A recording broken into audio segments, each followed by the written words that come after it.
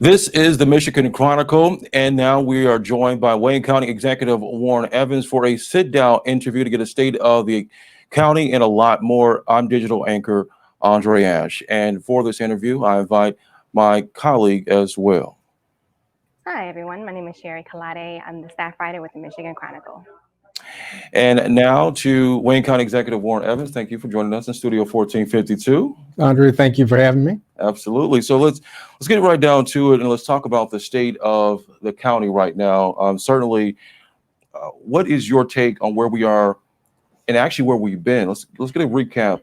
A year ago, where the county was right now in the midst of the COVID pandemic, at the height of it, and where are we now as we look ahead and exit this pandemic financially for the county? A lot of movement. I think I got to go back a little farther than the 1 year because sometimes people get selective amnesia, but the reality was all of the bets were on the county going into bankruptcy 6 years ago.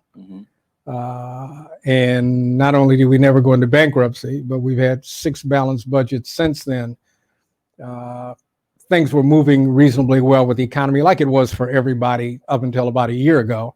And obviously, we got hit with COVID and trying to manage through it. We've done that. We still got a balanced budget, but it's been challenging. But it's been challenging for every agency, especially ones where you provide service to the public. You've got some people that have got to work from home. You've got some people that aren't blessed with that opportunity. People that are working roads and parks, things that have to be done. And so going through the COVID protocols and trying to keep track of all of your employees and get a full day out of them, but not in a, egregious sort of way, that it's been significant. We also had some revenue reductions, obviously in property taxes and other things that we're projecting based on COVID, but we're in a position where we're an investment grade municipality now. We are borrowing money at cheaper rates than we did before. We're in pretty solid footing. We'll be able to work through it. The biggest thing has been, I think, to me, the human toll that it's been on people, and trying to do, from the county's perspective, everything we could for both its employees and people in general in our community. Yeah, it's amazing because when you came into office, I mean, you had a heavy toll of figuring out the county's finances, like you said before, any potential bankruptcy, which did not happen. You had a lot on your plate, and it's interesting, years down the road, we end up in a COVID pandemic that financially hit everyone, and the county is still able to get through that despite the unfortunate circumstances of COVID. I'll take it to my colleague now, who has more in the follow-up. Yes, Executive Evans, I was wondering how much in CARES Act dollars is Wayne County receiving, and is there a plan on how the money will be spent? And how is the county ensuring that the money will be equitably distributed? Well, those are all excellent questions. I think the one I worry about the most is the last question. But I think if you look at what we did with the CARES dollars, that's the best indicator of future performance is past performance.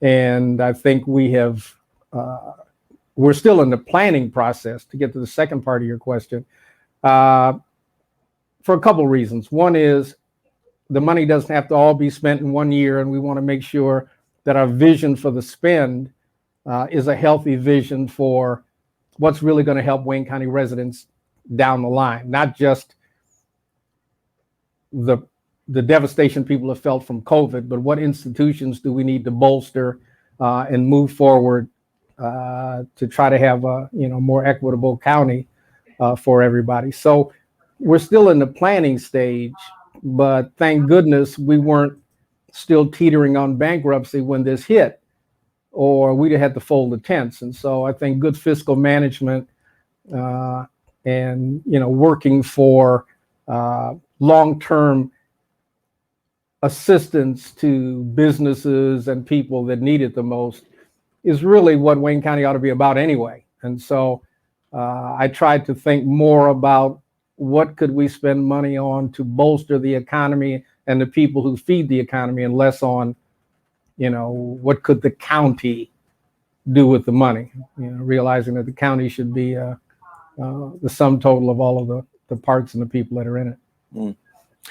That's interesting because as we talk about, everyone's talking about racial equity nowadays, but recently there have been two courts that have felt it unconstitutional that federal dollars have been appropriated to help businesses of color, if you will, Black and brown businesses who have been impacted by COVID, when the reality is that many races, when it comes to business ownership, have been impacted by COVID. So how do you balance the equity and the nature of trying to spread these dollars out evenly, but not by race? Yeah, and it is, what you're saying is accurate. I think the biggest thing is try to focus on a targeted population, whoever it is, like for business grants, for example. We focused 100% on businesses that, number one, had 50 or fewer employees. We focused on, and if you make that subset, that's where you're going to find the women-owned businesses, Yep. the Black-owned businesses. That's where you're going to find those businesses. And then, you put it in the pool, and this is open to everybody. But we got a lot of minority small businesses that applied and were awarded grants because our focus wasn't on a federal guideline. A federal guideline may say a small business is a business with 500 or fewer employees. Yeah. In our reality, that makes no sense. We wanted to be able to target and impact businesses throughout Wayne County that were truly small businesses that had 50 or fewer employees and were substantial parts of our community. And as it relates to minority businesses, we all know oftentimes they're the ones that are the more fledgling organizations, either getting started or having, some problems in keeping up. So we worked real hard to try to make the distribution that way. And I think we were successful in doing it. I mean, I think, 100% of our grants were businesses with 50 and fewer employees.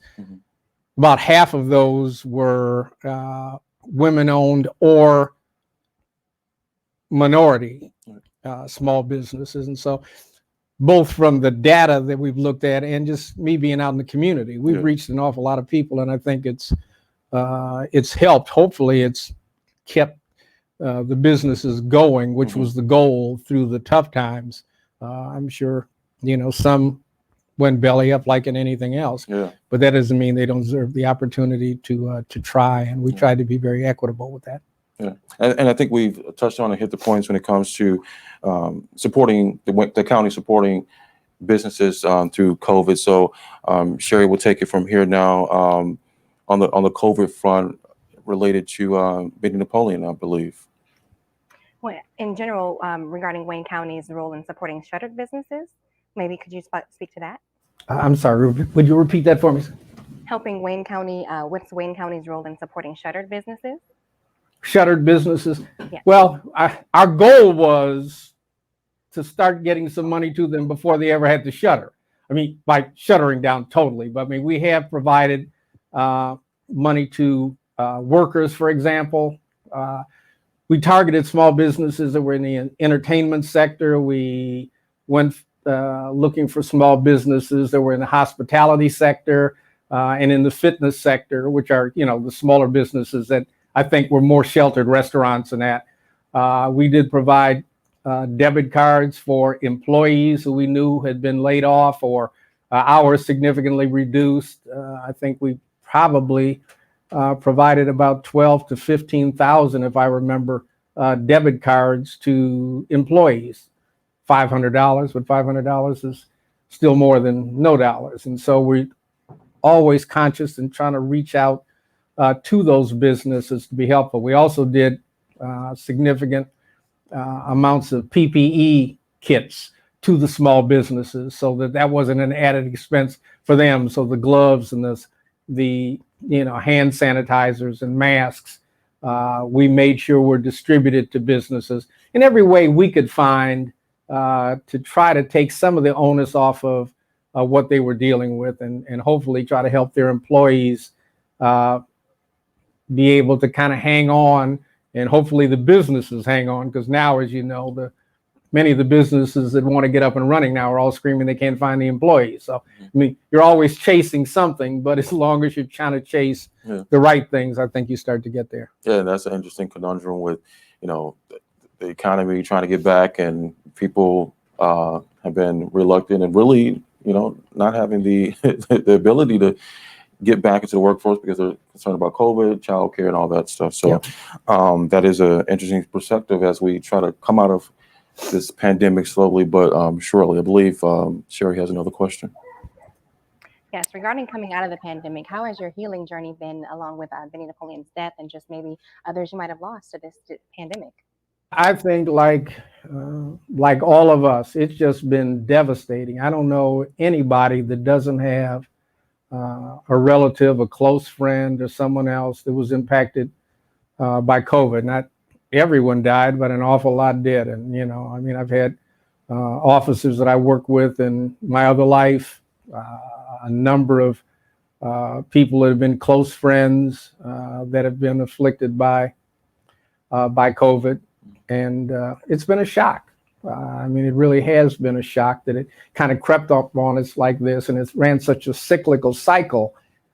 And the other thing is the ability for people to grieve, or the inability of people to be able to grieve some of these losses the way they would is, it's really creating mental health issues, that and other things that we haven't even started to deal with yet. But there are those things, that inability to grieve, that being confined for a period of time. And, I'm amazed at the number of people who, I probably shouldn't say this, but who lived together happily before COVID, and then we're on top of each other every day afterwards, and the level of domestic violence, the level of just upsetting relationships.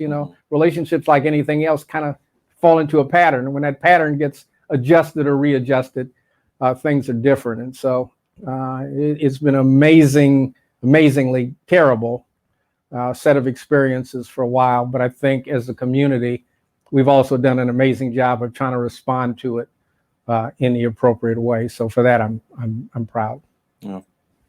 Well, transitioning from COVID to the state of policing, as a former law enforcement leader, I mean, you had been the chief of police in Detroit at one time, Wayne County Sheriff, and also your perspective as a Black man. What is your view about the amount of racially motivated police brutality cases that we are seeing across the United States? What is the solution? What are your views on this issue? Well, a couple of things. One is it is a nationwide problem that didn't just start. What just started was people's sensibilities to turn on the iPhone and video record it. And I think anybody who doesn't believe that is probably deluding themselves. The taped encounters have been, I think, the best method to make people who maybe bury their heads in the sand or not and don't understand and appreciate the abuses. But it's also geographic. I mean, not to say that abuses don't occur in Detroit and Wayne County, they do. But the mindset is not the same as it is in many of these other places of the country where there's a pattern of abusive behavior that's tolerated. And if it wasn't tolerated, it wouldn't be going on to the degree that it is. So I think we're somewhat blessed that that same level of foolishness does not occur here. And you hear people talk a lot about it's about training, and we need to improve the training. And from my perspective, you can always improve the training. It's the attitudes that's the problem. And as somebody who has been a trainer in the past and walked into rooms to talk about cultural diversity and those issues, and seen the guys sitting there with their arms folded like this, looking at the ceiling, giving you the indication right away that I'll be glad when this crap is over, because I don't want to hear this. I'm going out and do what it is that I do. And I've seen that 20, 30 years ago and on through. There are attitudinal issues that people not only don't understand other cultures and cultural attitudes, they also don't want to understand them. And so training doesn't change the attitude. The attitude is there. The attitude is far more pervasive than I think people think. And hopefully the tragedies that we've had with, George Floyd and so many others becomes the catalyst for change. People got to stop relaxing. When you relax, it's over. What do you mean relaxing? Who's relaxing the protest, relaxing the response to this. I mean, it takes time to do it, but the only thing that moves the needle is that. Yeah. And so, yes, a former police chief and a former sheriff is saying the protests are critical. They're important and they need to continue because that's the only way the change is going to come. One of the things that I saw that still irritates me, I mean, it just burns me, how little things, snippets of things will get you. When the young man, I think it's Philando Castillo, was shot in his car, wherever that location was, and listening to the clip of his girlfriend still talking to the police officer as sir, when her fiance's been shot in the car for no apparent reason. I mean, he did all the things he should do. Yes, he's licensed to carry a gun. He had a gun, and they asked him to bring ID. But the idea that he's shot in the car bleeding and she's still talking to the guy who did the shooting with I'm sure a fear that says, I better talk very respectfully to this guy. This is just, it just burns me to no end. So, I mean, I think we as a county, we as a city of Detroit are in much better shape in terms of that relationship than many places. But we still got places to go. And as an overall issue throughout this country, the policing really has to be addressed. And frankly, the laws that support that kind of policing, because it's a much bigger issue. I mean, the way we deal with indigent defendants, the disproportionate number of people of color that are imprisoned for the same offenses that others are not. I mean, it's a huge problem, and if we stop fussing, it's not going to get done. Yeah, and this conversation about law enforcement continues with my colleague Sherry in just a moment, but I do have a quick follow-up. So we hear this rhetoric about the police need to be defunded. So where do you stand on that? I mean, is it to address these issues when it comes to police encounters with African Americans and being shot by the police? Is more training needed, or is it more funding needed, or is it less funding needed for the police? No, I mean, I think when you hear people talk about defunding their police, what they're saying is if the police are going to respond to our community the way they're responding now, I'd rather not have them. And I have no argument with that at all. But partly what they're saying is many incidents, if you dig deeper, are mental health issues that police officers are not trained to deal with and come to. So maybe X number of officers ought to be replaced with mental health people. I mean, there are a number of scenarios, all of them designed to provide better service to the community. People pick up on this defund. I mean, that's one of those crap kind of things. I mean, nobody's talking about saving money. They're talking about what is the formula so we can feel safe as people of color, so that routine runs don't wind up being a death warrant. And if that means more nurses, if it means more mental health people, that's what they're talking about. So, I mean, when I hear defund, that doesn't mean get rid of police. That's the knee-jerk response of those who, probably need to understand this more than anyone else. And some of those knee-jerk responses have come from elected officials themselves. Oh, absolutely. When it comes to defunding. Led by led by. When it comes to defunding And police. you know, and some of that is the response to the community there. I think even they would say, by defund, we mean defund the aggressive patrol nature, the aggressive response nature, and let's provide more human service. And now the other side of that coin is, just like our teachers, we ask them to do everything. You know, when I was a kid, teachers taught. Yeah.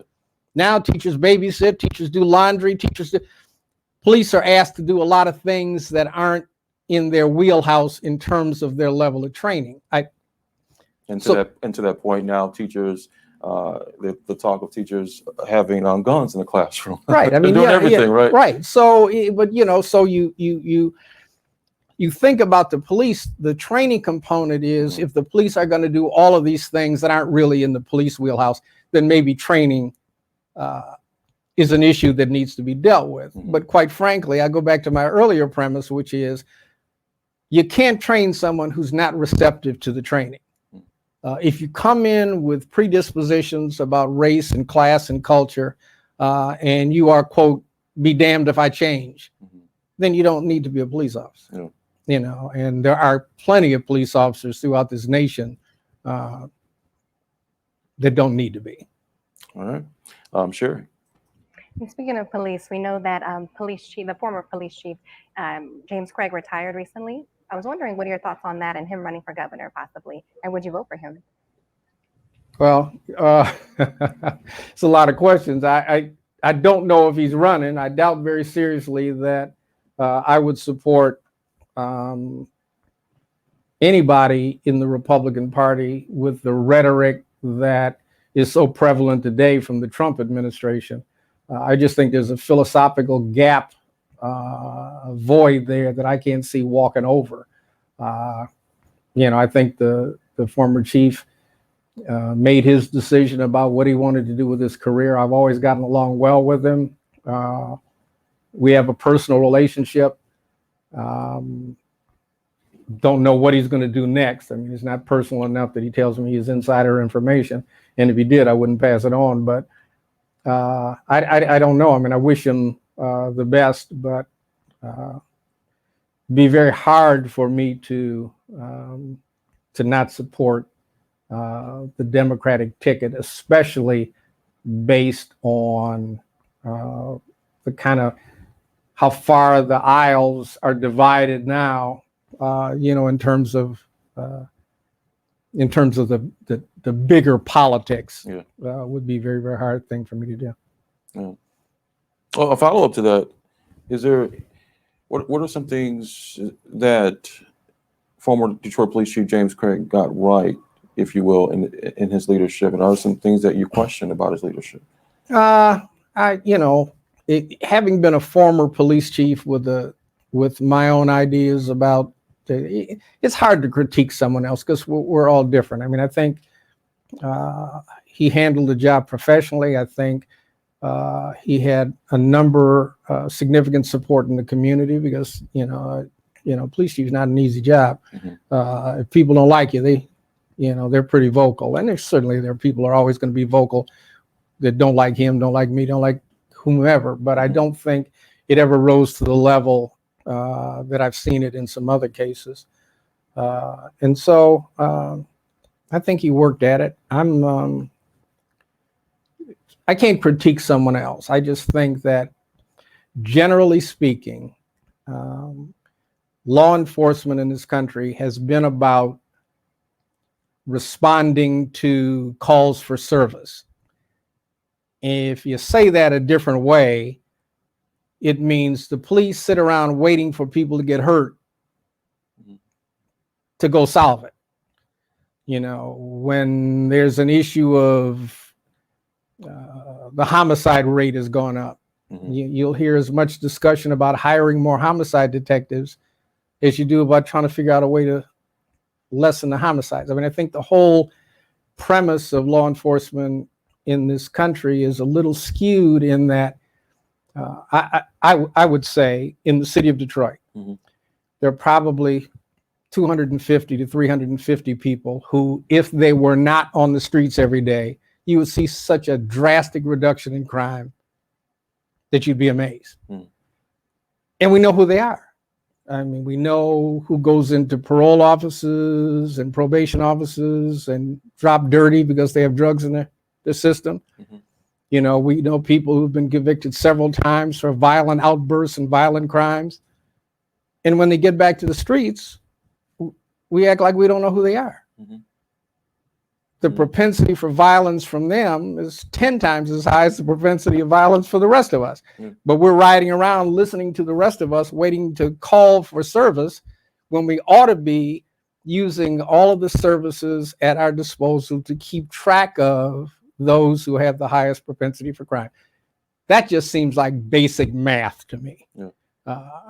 But trust me, I've been in this business long enough that most people don't understand basic math. Most people who are in the decision making, citizens do, because you know I've talked to citizens for years, and they scratch their head. Well, you know, this guy's got a drug house. You know, he's been raided, and 2 weeks later the drug house is right back up, and there's no further activity. You know, I mean, it's that kind of like was it important last week, and it's not on the radar screen this week. So. I want to touch on this. So one would say that when it comes to crime, you can't arrest your way out of it, right? And send everyone to jail, right?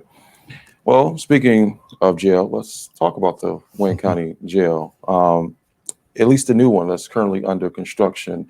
What is the status of that jail? We know it has some history. It was going to be originally built on Gratiot and now I-75. So talk to us about the status of current construction. Well, the first thing I want to make clear is it's a criminal justice complex. It's not just a jail. The Wayne County Jail will be there. We have 3 jails now. And so while nobody wants to build jails, one state-of-the-art jail in this environment, I think, is an awful lot better than 3 archaic ones, and they're costing us ton of money to operate. The second thing is the headquarters of the prosecutor's office will be in the complex. The sheriff's headquarters will be in the complex. And a new juvenile detention facility will be in the complex. So there are, 4 major structures that we see real economies of scale putting on one campus and getting rid of all of these other buildings that we're paying for and paying utilities on and paying repairs on and that sort of thing. Because I mean, one thing is the cost to build it. The other thing is the cost to maintain it, because we're going to have budgets every year. And so we try to create these things in a way that it will be beneficial to folks. For parking, for example. I mean, anybody's driving around downtown trying to find a parking space to get to one of these places or not, it's it's an aggravating experience, not the least of which is nobody wants their loved one to be in jail and to be dealing with it anyway. So anyway, it should be completed. It's on schedule now. I'm expecting probably fall of next year as the opening of the complex. We'll be glad to get that done because unfortunately or fortunately, we've got other things we have to do. We have to build a civil complex. That's the circuit court and all of its components, which are, some in the city county building now, some in the Penobscot building, just different places there. The idea, we've been directed by the court some years ago to build a new civil complex. Once we get that done, it will also be beneficial in terms of consolidating the services in one place and making it more user-friendly for Wayne County citizens who need to come and use it. What about your office at the Guardian Building? Well, I didn't buy the Guardian Building. It's a beautiful building, but it's not really good for its customers. Just because of the location, the parking problem, it's difficult. So you heard it first when the first right offer comes along to buy the Guardian Building, and I can find another location that is more customer friendly. I'm going to seriously look at it. We appreciate We don't have a deal, but you know, appreciate the heads up on that. it's been an issue. I mean, obviously the dollars. I mean, we'd have to sell it for considerable money to be able to pay for whatever would replace it, but it's not out of my realm of thought for very long. Yeah, we'll get more to the jails right now. Sherry.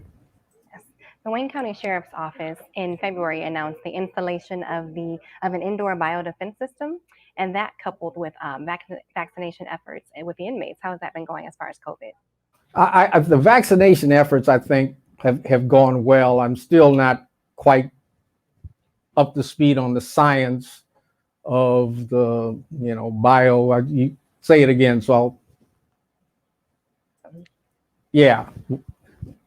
that one. Yeah, the biodefense system. I'm not totally up to speed on it. The vaccinations have gone well, and the sheriff's department and the deputies have responded very, I think, professionally to this whole COVID piece. I mean, you think about it. Last year, if you're a sheriff's deputy, and at the height of all of our personal fears about COVID, to go to work every day with a bunch of people who are in custody who may or may not have it, you don't know.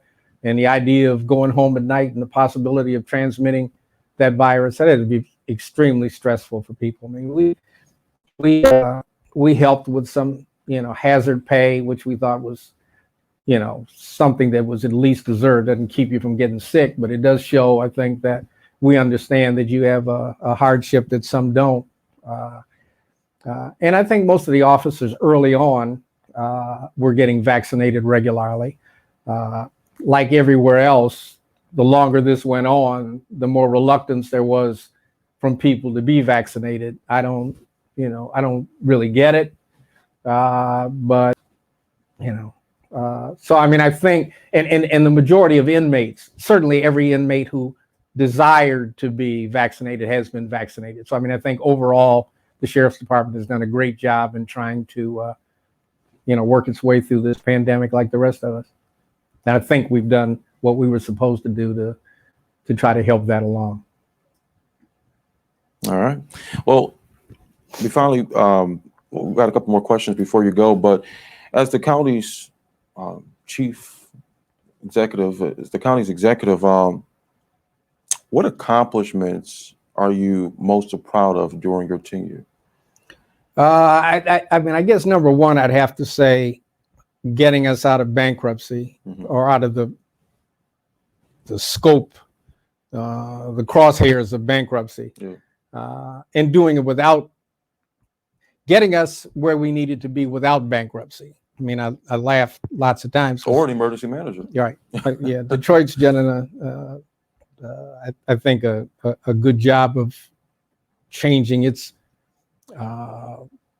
projected mess in the other direction, but I will take some solace in the fact that we did the same thing, but we did it without bankruptcy. We didn't need a grand bargain to get us out of hot water. So I guess that's the main thing. The second thing is the team that got us there. This really is a team game, and the condition that the county was in, both financially, but also, in public opinion, was not high. So it was difficult when I got there to even go out and hire people, want to come work for the county. I mean, what was the future in working for the county? And so the people I got were smart, hardworking, sometimes really young, and I'm taking the chance on, can they handle this? And then they leave you and go work for the private sector and make more money. Well, right? Right. But I mean, and some did, but they gave me their 3 or 4 years to get the ship righted. And I said, God bless them, when they leave. So I think number one was getting out of the financial trouble. Number two is the staff that, by the way, looks like Wayne County. And I defy anybody to go into our management staff and not see that we have been fair and equitable with all groups of people. Talent is talent to me. And I want that talent to be diverse, because when it's diverse, I don't miss anything. When you have a team of people that cover Wayne County from, all the angles, ethnicity, bunch of other things. They advise me on policy, and I know what's coming, and I know how to respond to it, and that's been a blessing. I think what I'd like the legacy to be when I leave this office is what we've done to leave the county better for the long term than it's been, not just financial, but what are we doing for criminal justice reform? What are we going to do about improving the county's health department now that we've seen a pandemic and understand that things like that can happen again? What can I do partially with some of these dollars to be able to make sure that we have a firmer, stronger structure, able to move like a speedboat, but strong as a battleship to handle what comes in the future. All right, Sherry. And where do you hope to see Wayne County a year from now, from the COVID perspective, economically, and then equity perspective too? Maintain the equity perspective. What I want to see is more Wayne County contracts, for example. Whatever services we may be contracting for, I want them to be more small businesses, minority-owned businesses. And I'm not talking about cutting corners. Sometimes people think that by saying that, somehow you're cheapening the process. That's somebody else's mindset. It's not mine. The truth of the matter is we can be far more equitable in the distribution of the tax dollars that we collect and the services we buy than we are now. Are we making improvements? Absolutely we are. Are we where we need to be? Not yet. So that's real important to me. I think a year from now, when we see how much revenue loss has come as a result of COVID, and we finished our planning for the Recovery Act dollars, I think we'll have a much better vision about where the county will be 4 and 5 years down the line too. And all of that around the essential things to me, which is we need to improve job training. We need to improve our small businesses. I mean, that's what hires people to be able to pay the taxes for the county to provide the services that it does. And so that's always something near and dear to me. And in another year, I think we'll have a much better idea of whether my plan and vision is getting where I want it to get. All right, we have a couple more questions. So certainly what makes up Wayne County are, several communities, right? But Detroit plays a big part of that, right? When you look at the working relationships that you have, again, Detroit plays a big part of that. What is your relationship with Mayor Mike Duggan? It's a good relationship, I think. I mean, we don't always sing out of the same hymn book, but we don't publicly disagree. And on most instances, we can find a common ground, or we're in the same place to begin with. So the relationship has not been negative at all. And an example of that is when Detroit received its CARES dollars, because they have a fire department, police department, and a number of other places that had to work significant amounts of overtime, they didn't have the dollars to put into the small business sorts of things the same way we did. And so he didn't have to call and ask me. I mean, I can see the whole. So yeah, let me make small business grants available to these communities to do this and do that. And so on. Most issues of any substance over the last, at least the 6 years that I've been here, have been pretty positive. It's a follow-up. It's an election year. Do you plan to support him? I have already supported the mayor based on those working relationships and based on the fact that we've known each other for over 30 years. I'm not trying to explain it, just saying that commitment's already been made. He's been supportive of me in the past, and I'm supportive of it. And I think if anybody reasonably goes back and looks at what Detroit looked like prior to Mike Duggan and what Detroit looks like today, you will see light years of improvement. It's not all done. There are a lot of things that need to be done significantly more, but don't throw the baby out with the bathwater. I mean, look at what this city looked like before, and at least acknowledge there's been tremendous improvement. Does that mean that there shouldn't be change at some point in time? I mean, life is about change, but in this election, I'm very comfortable with where I am. All right, and we'll let Sherry take the final question. Yes. Are you intending to run for re-election, and do you have any other political aspirations? Well, I'll take the second question first. My political aspirations after this office are to saddle my horse and ride a little more and do some other stuff. No other political aspirations anywhere else. And they always hear it first here for some reason. Yes, I'm running for re-election. One more term. All right.